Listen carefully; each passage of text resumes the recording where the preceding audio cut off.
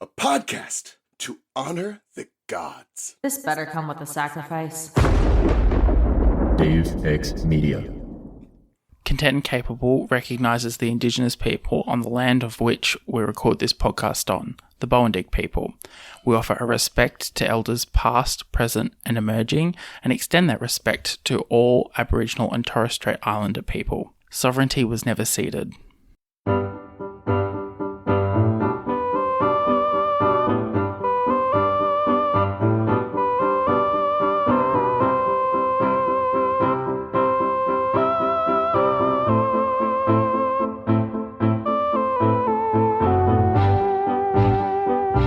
Welcome to Content and Capable, the podcast in which I'm not quite sure which alarms repeat and which ones don't. My name's Sam. I am your host. I do not know which alarms repeat and which ones don't. It came as a surprise to me that there are alarms around about the 7 o'clock time that do repeat. I haven't woken up at 7 o'clock in yonks. So I was very confused. And joining me today from Scientists Who Read is Mags and Jen. Welcome to the podcast, Mags and Jen. Hi. Hi. It's so lovely to have you on. Can you explain to the listeners a little bit about what your podcast is all about? Yeah, absolutely. We both together host Scientists Who Read, the podcast. It's sort of a podcast accompaniment to our book club, which is a virtual book club for people in STEM who like to read things that aren't just science, but also a lot of fiction. So we decided to start the podcast together and talk about the books we read. Amazing. How did that start? Yeah, so I started the book club in 2020, at the start of 2020.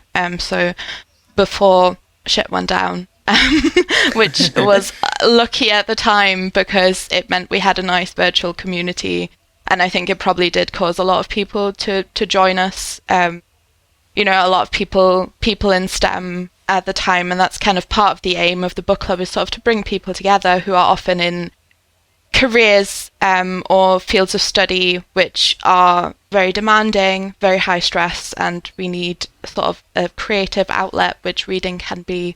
We talk about a lot of other creative outlets, and now obviously we have the podcast, which is now one of ours. I don't know, Jen, do you want to say anything else?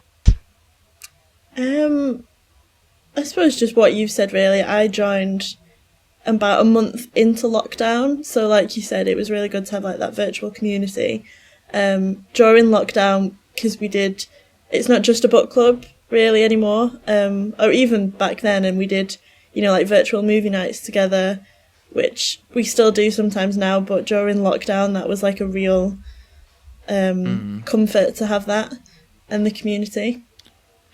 And then from that we kind of became really good friends, realised that we actually live really close to each other, and spent so much time together talking about books and everything else that multiple times we said to each other, like, we should just start a podcast.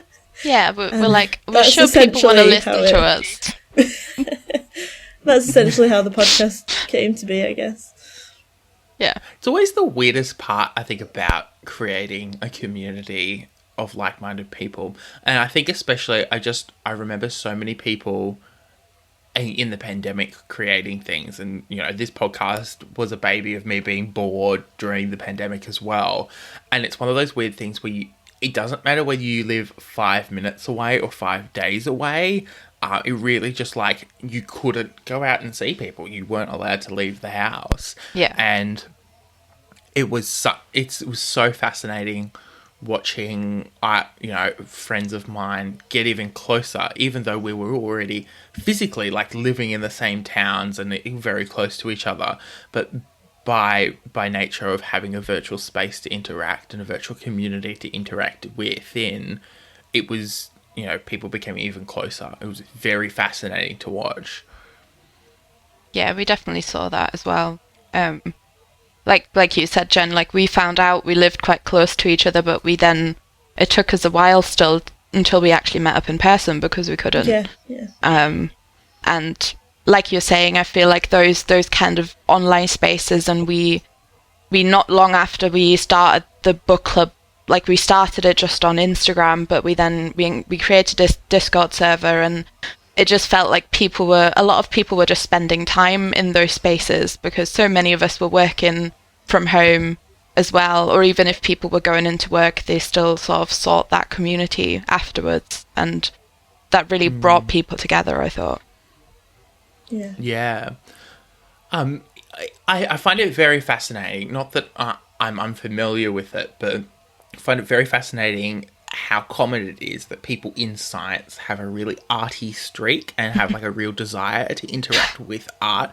Is that something that you guys were aware of before you started Scientists Who Read? I don't think I was, actually. But I know you've spoken a bit about it before, Mike, so... Yeah, I mean, I think it's a very good question, because I think I know a few people in STEM who definitely have that side, and I think it kind of makes sense. Like, not that I would claim to be a very good artist or anything like that, and you know, I know a lot of people who are scientists but also musicians, and a lot of people draw and things like that, but I feel like there's actually a lot more synergy between the two than we might assume to begin with, and science can be more creative than we might think also. I think, you know, people see science as sort of this like thing that's like regulated by numbers and everything, and like it is to a certain degree, but at the same time we have to be able to problem solve creatively and have to think about problems creatively. Like if we encounter, I don't know, like we're both biologists, so you know, certain people probably think about it slightly differently, but I think like if I encounter an issue in the lab, just thinking about it in a really systematic way doesn't always get me to the best solution. Like thinking about it in a more creative way, and also for me, like I'm quite a visual person, so then like writing things down in loads of different colours. I know you love colour coding as well, Jen, but like even that I think is a way of expressing creativity, I think. So yeah, it does make sense together.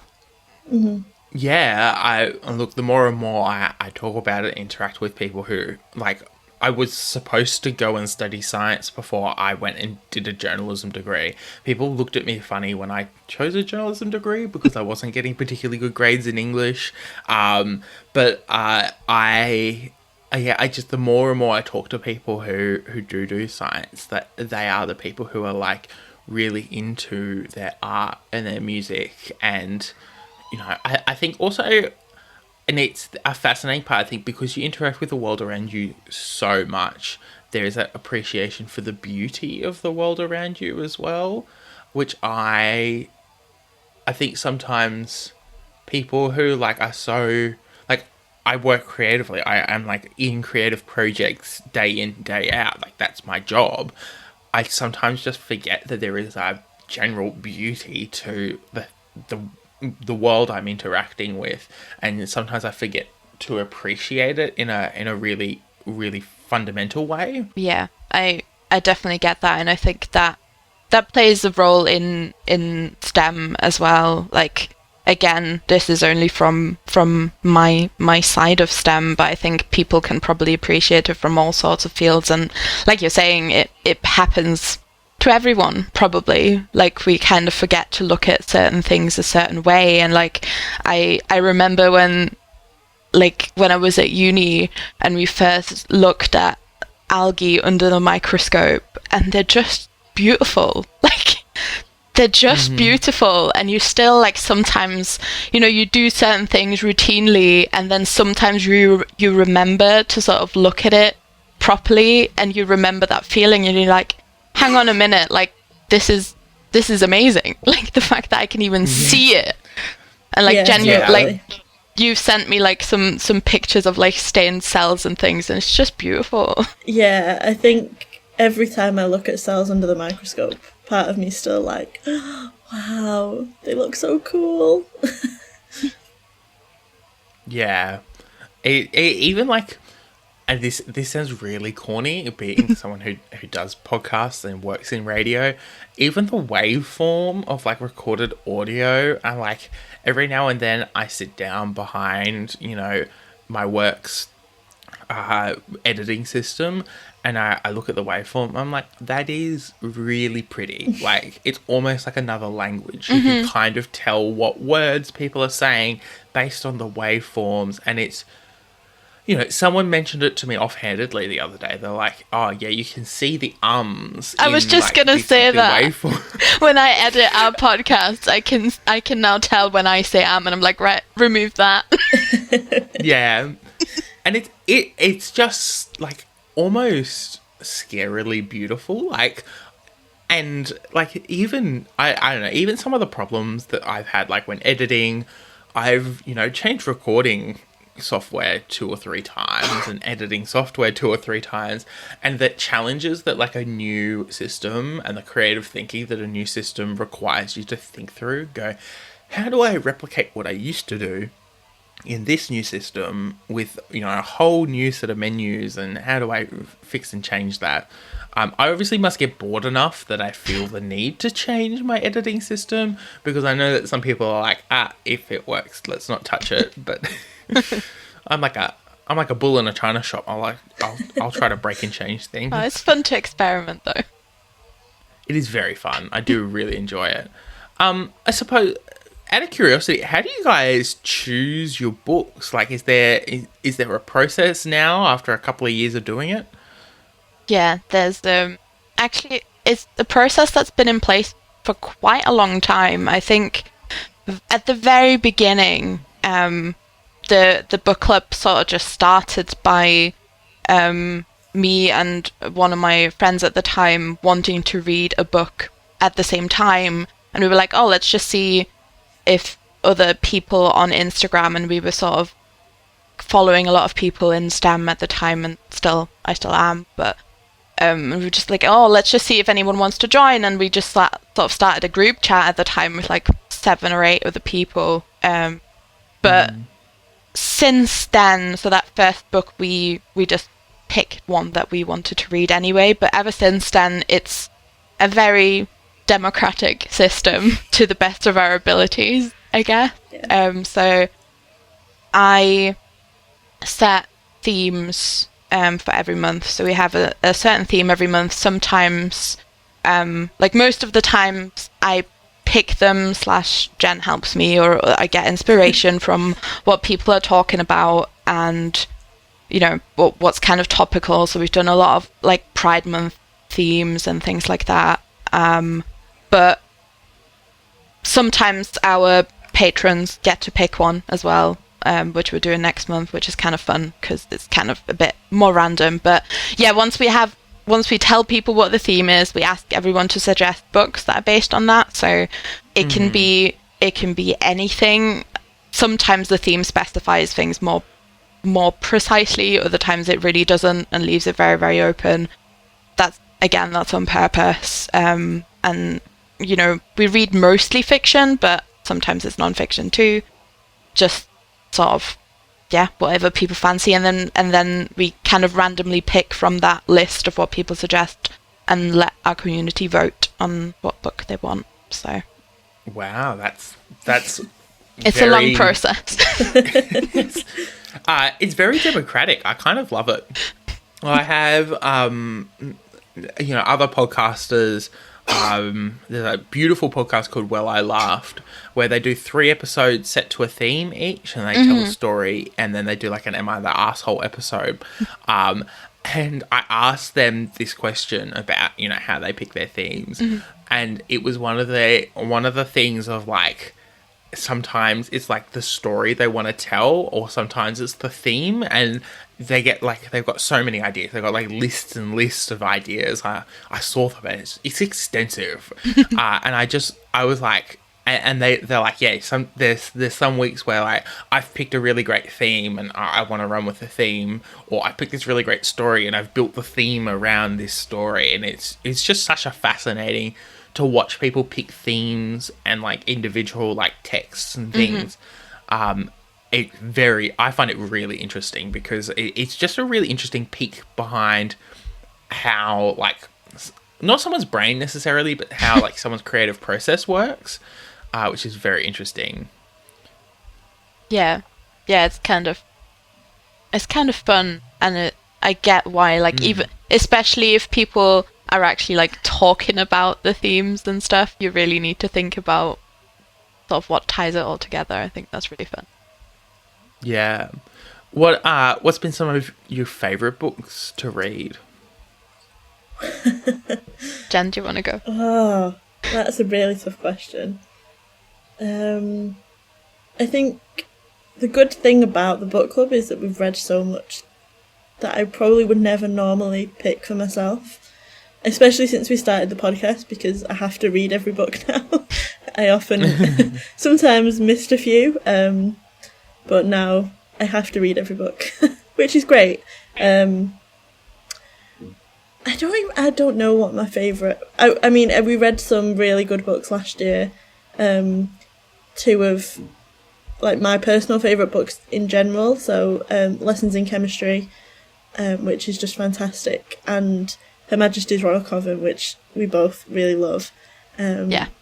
And it was really good to read them, because I'd already read both of them, but it was nice to read them again and have the discussion with other people about what they thought, and it kind of gives you a new perspective on the books, which is always really good. And then there's been books that I wouldn't have expected to enjoy so much. I feel almost like I can't think of any now, but there's definitely been a few that I would never ever have even looked at on a shelf that we've then read and I've really enjoyed. And yeah, the themes, and it's just, it's always really nice to branch out a bit. Has that been a challenge, out of curiosity, the fact that, you know, sometimes there are books that, you know, obviously your community has chosen that you've not even thought about or wouldn't pick up in the store, and so you're looking at it going, I'm not quite sure what to expect with a book like that? Yeah, I found that. I don't know about you, Max.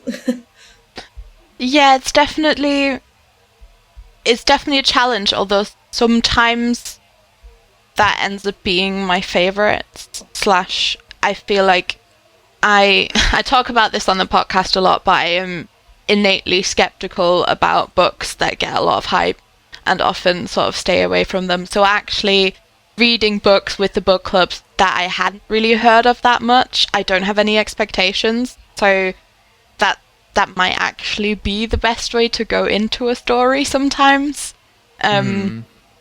There's I know one book that we read last year that I hadn't heard of, even though it was apparently a TikTok sensation, but I'm clearly too old for that side of TikTok, was To Kill a Kingdom, which is a fairy tale retelling / fairy tale world story about a siren and a pirate, and it was like, I wouldn't say it was like a groundbreaking book, but it was really good, and I didn't really know what to expect. It's like a YA fantasy, is quite short, but it was really enjoyable. Like, I think we talked about it on the podcast, and we were both both really loved it. Yeah. Sorry, Mags, I wasn't able, I kind of cut off. What has been some of your favourite books to have read? I definitely agree with what Jen said. I also love Lessons in Chemistry. Her Majesty's Royal Coven by Juno Dawson is one of my all-time favourite books. It's the start of a series, but it's one I recommend to everyone. It's urban fantasy, but there's so much in the story. It's absolutely incredible. Some other books that I think I'd like to mention, because they sort of, one of the things that I love the most about book club books we read is that they can often sort of give us an insight into things that we don't know about that much. So we read Homegoing by Ya Jesse a couple of years ago now, which is absolutely amazing and is fantastic. another book that I think everyone should read. It's heavy, but it's incredible, and it's quite a quick read as well. Also, Last Night at the Telegraph Club is a sort of YA, not quite romance, but a story about queer young adults, young people in San Francisco in, I can't quite remember, I think in the 50s, but I might be wrong. But yeah, it's also sort of a story about Chinese Americans and about the queer community and about, you know, being queer when it wasn't allowed and sort of a lot of that sort of stuff. And I thought that was a really great story. And one book we read last year as well, Kim Ji-young, born 1982, is a story about a Korean woman and sort of a lot about about her life, but about the misogyny she encounters and things like that. And I thought what was really special about that book was that it gave me an insight into a culture that I just didn't really know that much about, and I think it was really insightful in that way. Yeah.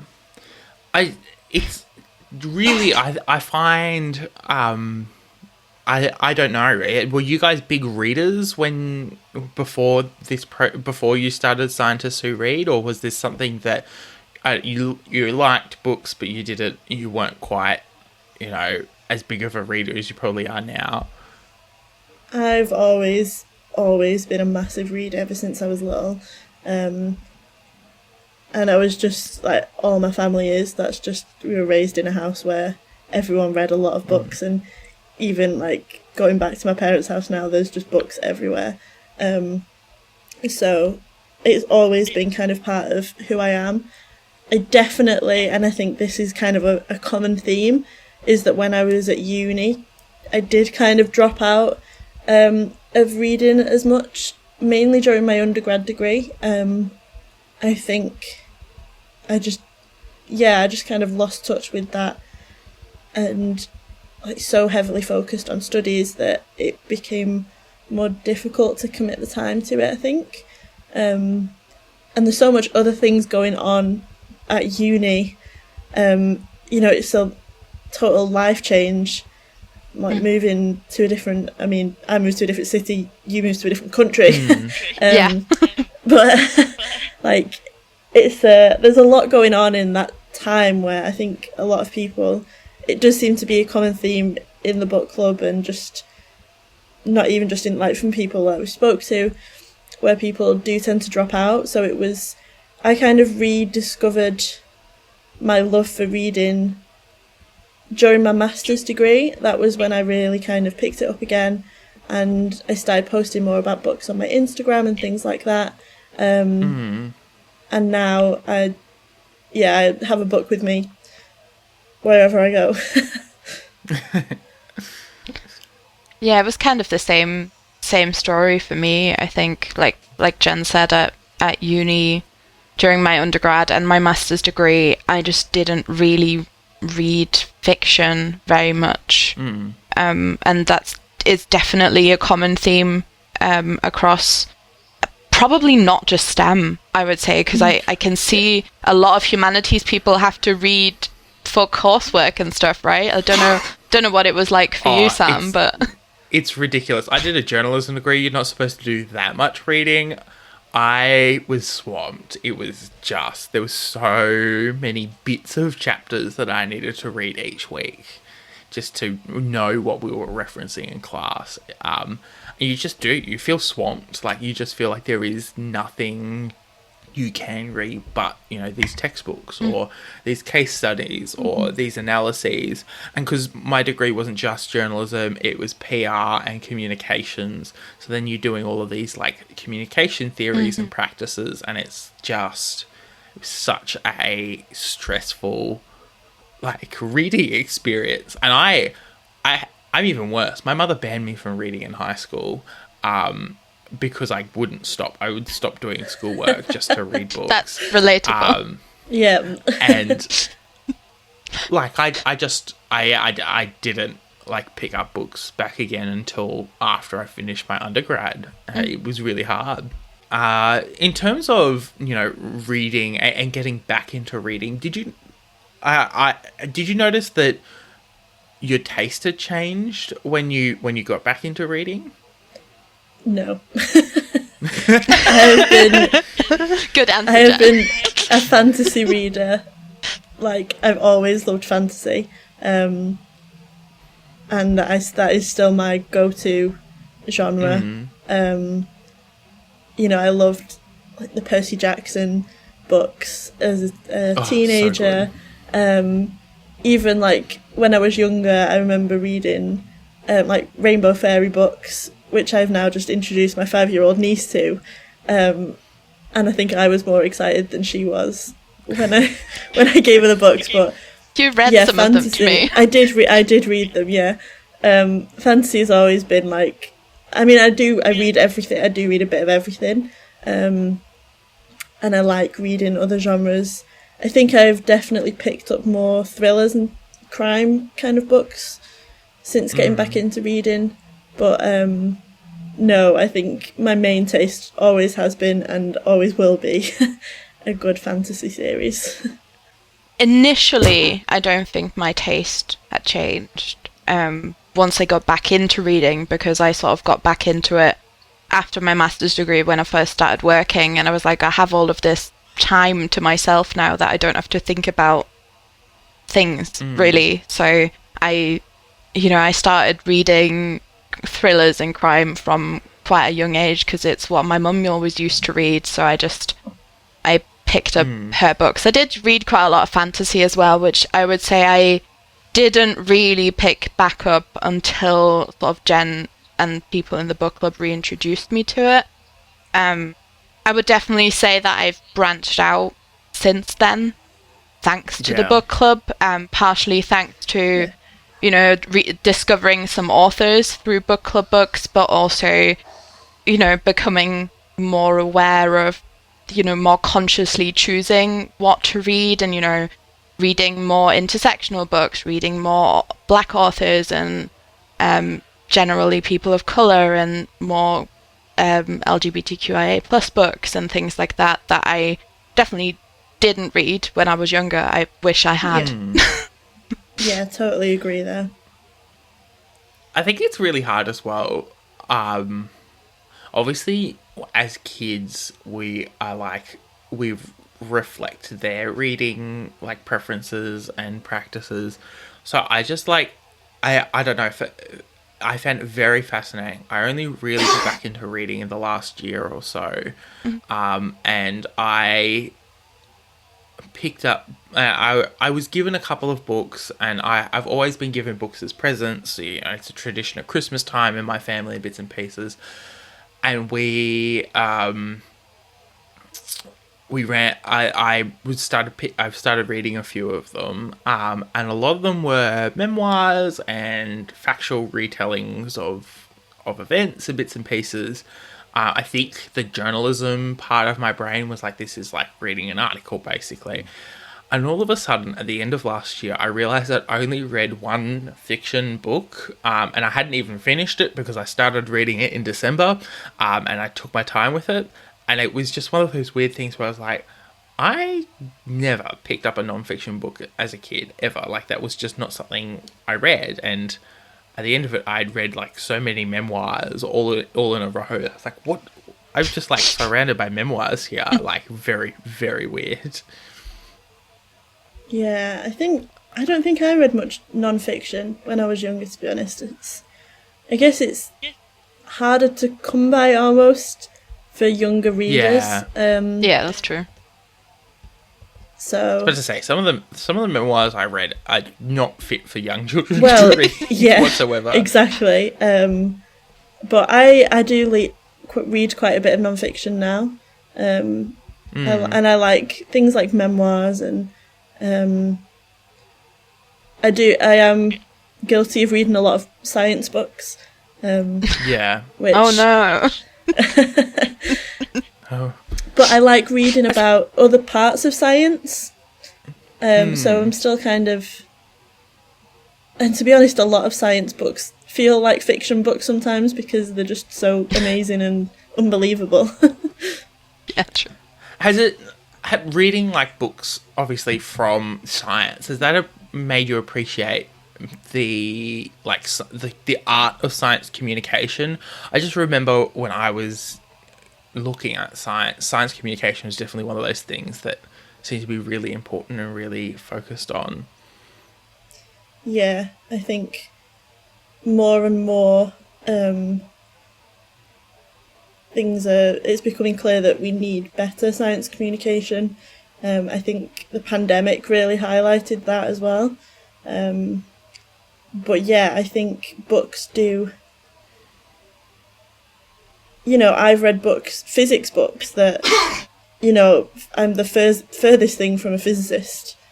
But the ability of people to write and communicate these ideas in a way that I can understand, and that... Because I think, like, for something like physics, I'm at the same level as a non-scientist. Yeah. That is my...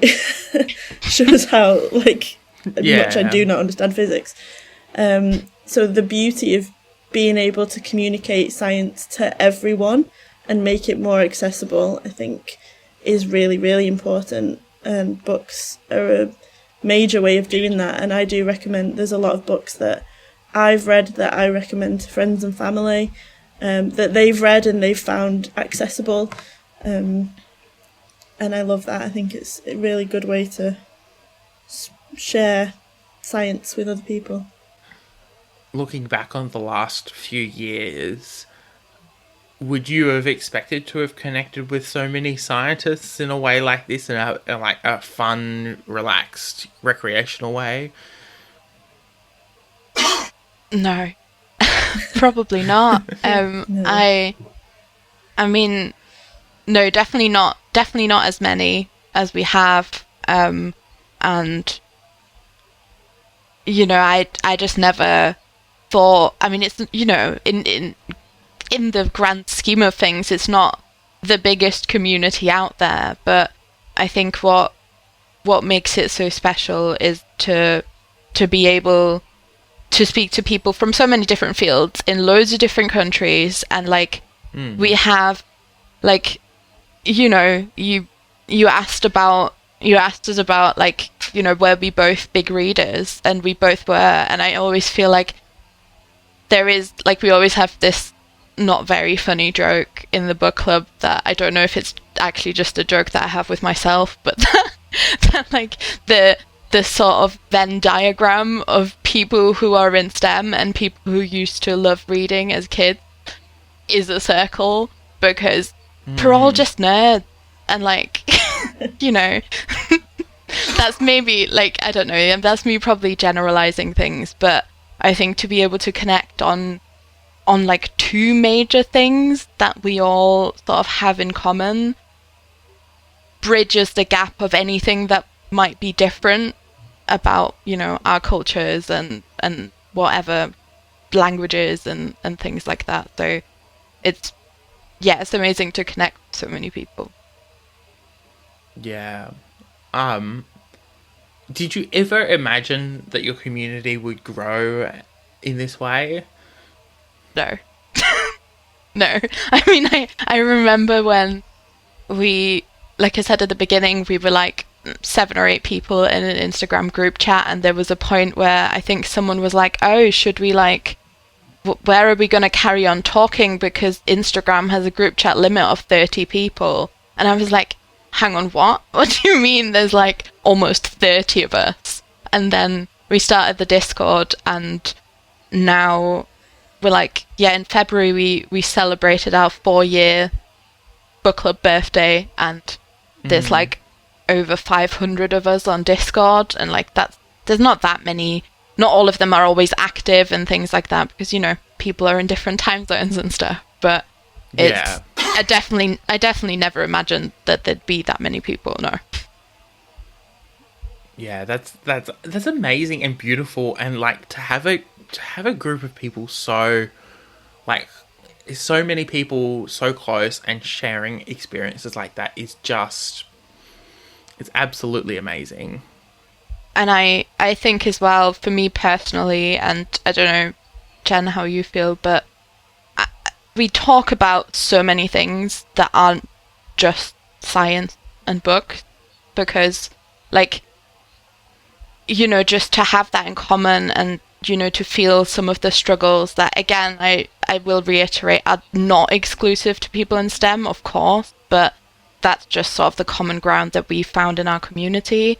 But to be able to speak to people when you're struggling with finding a job or losing a job, or, you know, your PhD, writing your thesis, preparing for presentations, you know, to be able to get encouragement from a community, and that is really, really special. Like, everyone is so incredibly supportive, and I just can't take any credit for that. Like, for some reason, the people who have turned up are just the best people. Yeah. Yeah, second to everything you just said. That's just so amazing. Like, I think sometimes we forget as well just how easy it is to be negative and to not be happy with things, bits and pieces. But at the end of it all, you know, when it all comes down to it, there are people out there that are just willing to really just create such a supportive and kind and welcoming community. And sometimes you just got to find the right way to find them like this, which is absolutely amazing. We talked a little bit about diversity in authors, but also diversity in books. Obviously, there's within, you know, even just within genres of books, there's such a diverse range. Have you found some common tastes or themes within, you know, your community that have really kind of defined what people like to read? I think there's definitely certain communities within the community that are very, very strong, but that's a lot of that is influenced by, you know, we have certain members who just really love the books they love and love to share them with everyone and then get them on board, which is amazing. Like, again, that's something that's just sort of kind of like evolved as part of the community, where people come to me and ask me and are like, oh, I really want everyone to also read this book. Can I do like a little read along? And everyone who wants to join in joins in. I mean, I think there's in terms of themes and genres, I think there's a lot of people who love fantasy, a lot of people who read romance. Those are probably like the two main genres, apart from like literary fiction and stuff, which we just generally chat about. Yeah. Looking into the future, looking into, you know, what do you guys hope for your community going forward? Wow. That's a good question. I'd say just keep going as it is. You know, keep growing, keep being such a wonderful community, keep recommending all the books, you know, keep opening other members' eyes to different areas of reading and different areas of life, I suppose. You know, there's, like you've just touched on there with the, you know, people sharing the genres that they particularly love.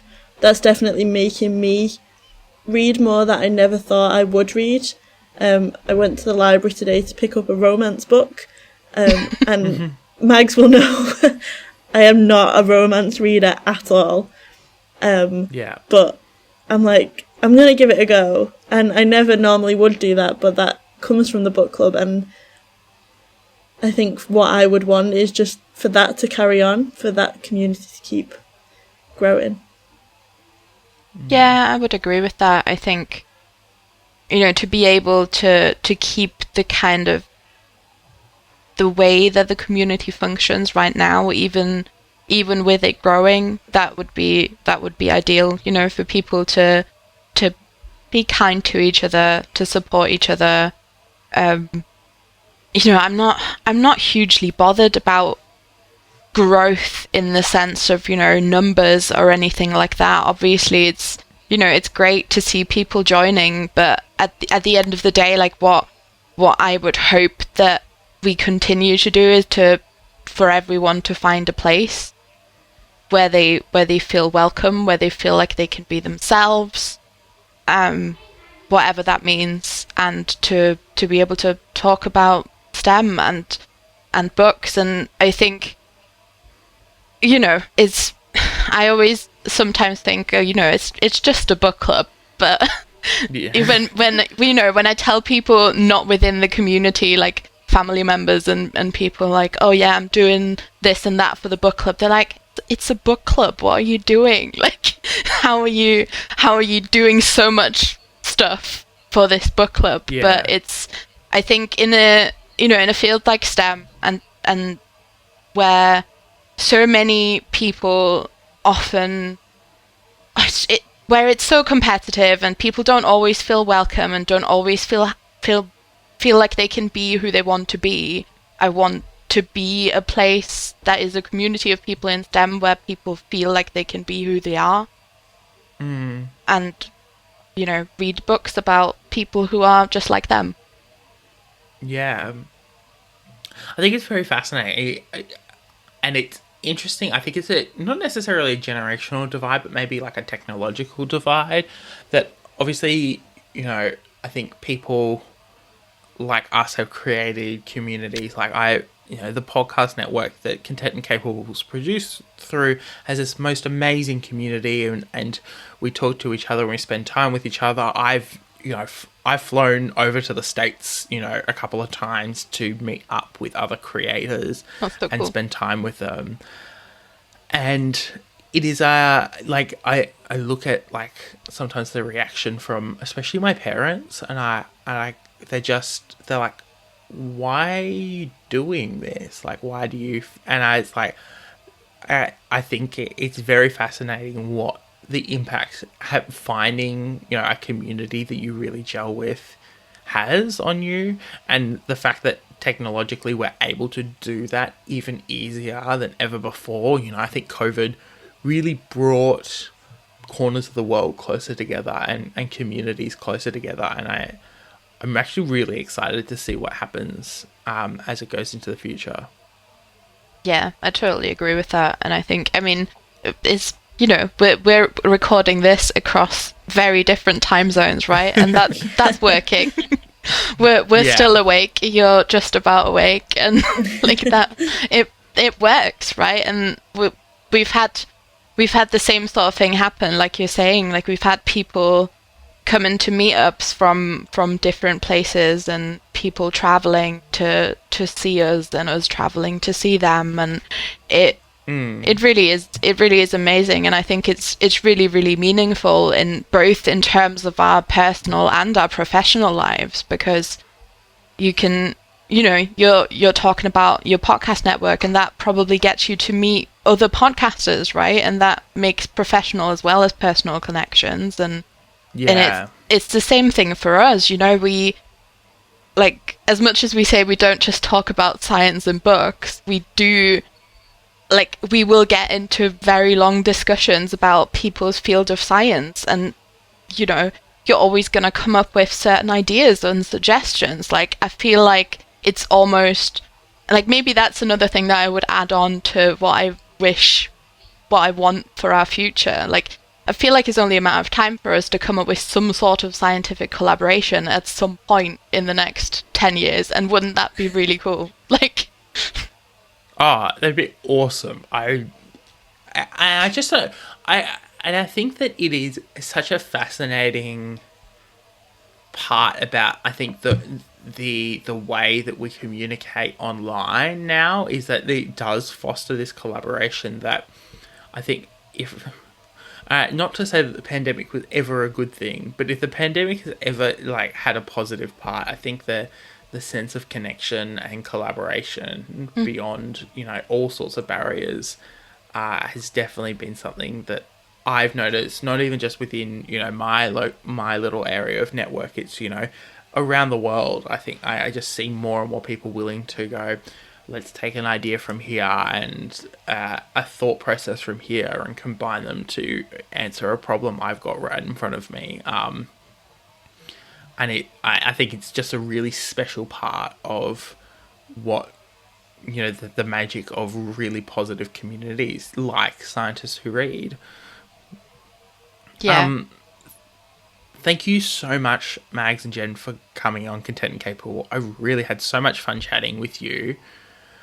Where can people find you on the internet? So you can find Scientists Who Read basically anywhere. We're on Instagram, we're on TikTok. I'm sure, Sam, you can link our link tree and things like that below. Yeah, you can find us on all the different platforms. We're just Scientists Who Read, and you can find our podcast as well under Scientists Who Read. And Jen, where can people find you other than that? Yeah, I'm also on Instagram as hello it's Jen with a dot after hello, where I post a wide variety books, kind of life as a postdoc scientist, and lots of colourful outfit inspiration as well, if anyone fancies a bit of that. We all need more, I reckon. Definitely. Has there been anything that you guys have been reading, watching, listening to that you wanted to plug? I've just listened to the audiobook of Hillary Clinton's What Happened, which talks about the 2016 election, and I was shocked at how much I enjoyed that. The audiobook is narrated by Hillary Clinton, which I really like when books do that, but it was just so fascinating, and as someone that isn't from the US, learning about all the different things in US politics, and I think at that time I was almost a little bit too young to follow properly the election and what was going on, but so a lot of it was quite shocking to me. I mean, I know, it was really fascinating, and I would recommend that to anyone who's kind of interested in memoirs or politics, or just everyone, actually. I think it'd be quite an important listen for everyone, just to be aware of it and how dangerous Donald Trump can be. It really, even going in and knowing that, there was a lot of parts of the book that were really shocking and eye-opening. So, I think that would be my current recommendation. It's such a fascinating... I was not old enough to be following the election closely, but I do remember I'd been sent... my high school did a month-long camp on outdoor education and, bits and pieces. So you had no contact with your family other than through letters. And I vividly remember getting a letter from my dad, and it was like the first letter he'd written, and it was like, oh, by the way, Donald Trump won the US presidential election. Not quite sure how to feel about that, but we'll see what happens. And it just such a fascinating moment in history. Yes, definitely. But it's a really, really good book, so I would definitely recommend that. Yeah, for me, I think I'm currently reading our February book, Bable, by Kuang, which I would highly recommend. It has a lot of things that I'm really appreciating. I would say, I wouldn't say enjoying, because it deals with a lot of important topics, but it sort of embodies a lot of the things that I really love about fiction, being able to read fiction and learning about the world at the same time. A lot of people have probably read that book, and I will again plug Her Majesty's Royal Coven by Juno Dawson, because it's just the best. Yeah. It's great because I've got audiobook credits I need to use, so this is almost like adding to my collection of books at this point in time to read. Amazing. Well, you can find me at sam.the.journalist on Instagram and on TikTok. You can find the podcast, Content, the letter N, Capable, on Instagram. This week, I'm going to plug not a fiction book. I'm going to plug one of the many non-fiction books I've been reading. And that book is From Hollywood with Love by Scott Meslow. It's a really interesting, it's about the rise and fall and rise again of rom-coms. And just such a fascinating, for someone who didn't watch a lot of rom-coms as a kid when rom-coms were in their peak, just a fascinating analysis of how the genre kind of came to be what it was in the 2000s and the defining actors and moments of that genre, and then what happened in the mid 2010s to make it basically drop off the face of the earth. And then it ends on this really lovely, hopeful note about what's going to happen in the future, and it's on the rise back again. We're seeing more rom-coms, and I think things like Anyone But You, which obviously had mixed opinions, but I think it's just showing the signs that we're about to get more really interesting rom-coms, I think, and I'm here for it. I love a good rom-com. That sounds really interesting. Yeah, that sounds really good. It's fascinating. The book's split into 8 or 9 parts, and each of them uses a movie as the basis that they use to analyze the genre. Cool. So fascinating. I listened to the audiobook, and it's it's not a short book, but it was just I was reading it. I had an audiobook in the car driving around all the time. It was just so much fun. Cool. Amazing. Well, thank you so much, Mags and Jen, for coming on the podcast. It's been so fun to chat to you. Thank you so much. Thank you for having us. Content and Capable was recorded, edited and produced by Samuel O'Brien. You can follow the podcast at Content, the letter N, Capable on Instagram, and you can find it on Facebook. You can also send an email through to contentandcapablepod@gmail.com with any of your thoughts, queries or concerns. The best way to support the podcast is to leave a review on your preferred podcatcher so more people can hear the podcast. The art was done by Opia, and the music was written, edited and produced by Jason Hilton. Content and Capable is proud to be a part of the Deus Ex Media Network, where you can find a podcast for any of your nerdy interests. Hey, what's up? My name's Christina, and I'm the host of The Restricted Section, which is a super, super pro-trans rights, Harry Potter slander, Harry Potter book club podcast in which all of those weird kids you went to high school with are still reading the damn thing, but now we don't like it as much. Come along with us as we break down this classic fantasy series and show you how it is actually extremely problematic, not only the author, but also the text itself. We should have known. We were so young and innocent. If only we could have trusted the adults who were writing the things that we put into our brain. But anyway, don't get me wrong, we enjoy Harry Potter, we have a good time. We're currently covering Harry Potter and the Half-Blood Prince, which is probably for the best because I don't really remember any of that book, despite the fact that I've read it probably 10 times. Come along with me into the world of Harry and take a intersectional feminist lens, a racial justice lens, a queer rights lens, all the lenses that the author probably wishes we wouldn't use to break down this book to figure out why we love it and why it's bad. New episodes every Wednesday wherever you get podcasts. Thank you for listening to Content and Capable. Don't forget to rate and review, and we'll see you next week for another episode.